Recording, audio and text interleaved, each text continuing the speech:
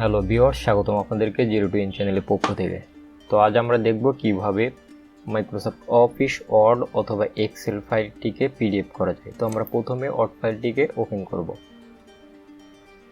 এবং পিডিএফ করার জন্য আমরা অ্যাট ফার্স্ট আমাদের যে অফিস আইকনটি দেখা যাচ্ছে আমরা এটিতে ক্লিক করব এবং এটি থেকে সেভ অ্যাজে চলে যাব। সেভ অ্যাজ থেকে আমরা এখান থেকেও ক্লিক করে নিতে পারি অথবা সেভ অ্যাজ এই মেনুটিতে আমরা ক্লিক করব।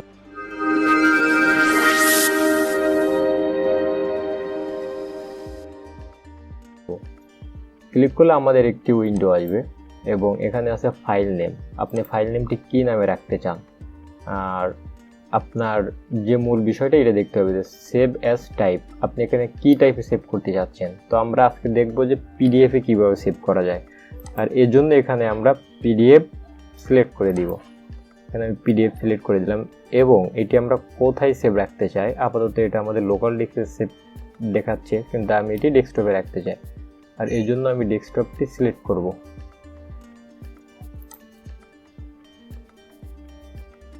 আমি এখানে ডেস্কটপ সিলেক্ট করলাম এবং এখান থেকে ওপেন অপশনটি ক্লিক করলাম, দেন এটি সেভ দিব, দিলে এটি আমার সেভ হয়ে গেছে।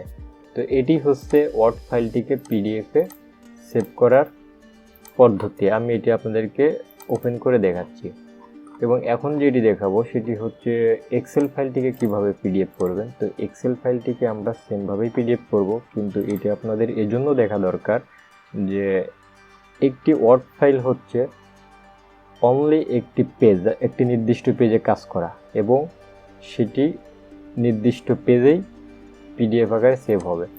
আর আপনি যদি এক্সেল ফাইলটি যদি সেভ করতে চান তাহলে এখানে আপনার একটি বিষয় গুরুত্ব দিয়ে দেখতে হবে, সেটি হচ্ছে যে আপনি প্রথমে প্রিন্ট প্রিভিউতে দেখবেন যে এটি আপনার নির্দিষ্ট পেজের মধ্যে আছে কি বাইরে চলে যাচ্ছে। তো আমরা যদি এখানে মাইক্রোসফট অফিস আইকনে ক্লিক করে প্রিন্ট থেকে প্রিন্ট প্রিভিউ দেখি তাহলে এটি দেখাচ্ছে একটি পেজে।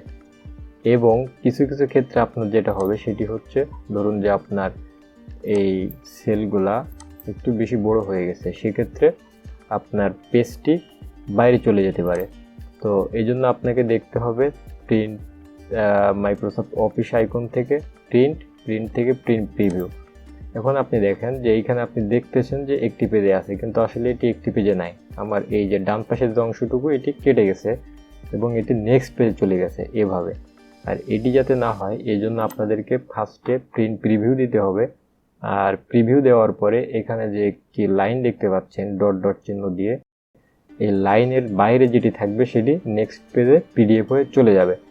তো আপনারা এর জন্য এটিকে ছোট করবেন বা আপনি আপনার প্রয়োজন মতো রাখবেন, রেখে আপনি পিডিএফ করতে পারেন, দেন আপনার পিডিএফটি একটি পেজে থাকবে।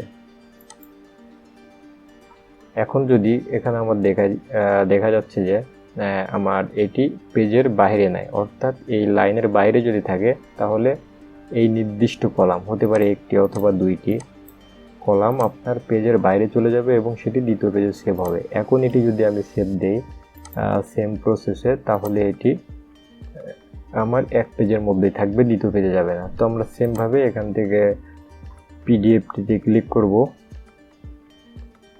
এই যে পিডিএফ ক্লিক করে আমরা এখান থেকে সেভ দিতে পারি। এটি আমি ডেস্কটপে সেভ দিব, আর এই জন্য আমি আমার ডেস্কটপটি সিলেক্ট করে নিলাম। দেন আমার পিডিএফটির আমি যে কোনো একটা নাম দিতে পারি, আমার ম্যানুয়ালি যে নামটি দেওয়া আছে আমি সেটি দিয়ে সেভ দিলাম। সেভ দিলে এটি আমাকে এই যে দেখাচ্ছে র্যাপিড পাওয়ার একটি পেজে। ভিউয়ার্স, আমাদের আজকের ভিডিওটি ছিল এ পর্যন্ত। যদি আমাদের ভিডিওটি ভালো লেগে থাকে এবং যদি আপনাদের হেল্পফুল হয়ে থাকে তাহলে অবশ্যই আপনারা আমাদের চ্যানেলটি সাবস্ক্রাইব করবেন। ধন্যবাদ সবাইকে।